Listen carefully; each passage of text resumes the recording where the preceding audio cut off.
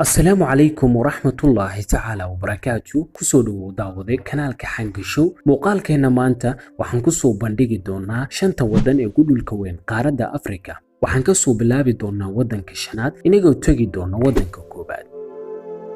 shan wadanka Jaad baaxadiisu waxa ay gaaraysaa 1,284,000 kilomitir iskuweer dadka ku nool waxa lagu qiyaasaa 10.33 milyan oo qof caasimadiisa waa N'Djamena marka laga fiiriyo adduunka waa wadanka 12aad ee ugu weyn adduunka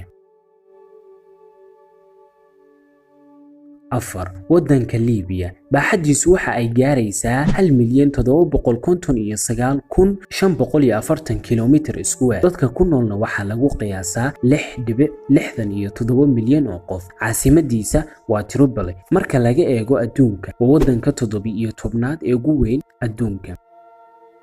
saddex wadanka Suudaan baaxadiisu waxa ay gaaraysaa 1,861,484 kilomitir iskuweer dadka ku noolna waxa lagu qiyaasaa 37.2 milyan oo qof caasimadiisa waxa lagu magacaabaa Khartoum marka laga fiiriyo dunida waa wadanka 16aad ee ugu weyn dunida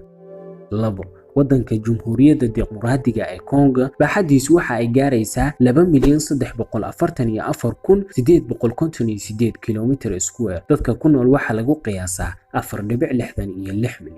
caasimadiisa waa Kinshasa marka laga eego dunida waxa uu ku jiraa wadanka 11aad ee ugu weyn dunida wadanka ugu weyn qaaradda Afrika ama ah wadanka koobaad wadanka Algeria baaxadiisu waxa ay gaaraysaa 2,381,741 kilomitir iskuweer dadka ku nool wadankaasi waxa lagu qiyaasaa qiyaas ahaan 38.7 milyan oo qof caasimadiisa waa Algiers marka laga eego dunida waxa uu gelayaa wadanka 10aad ee ugu weyn caalamka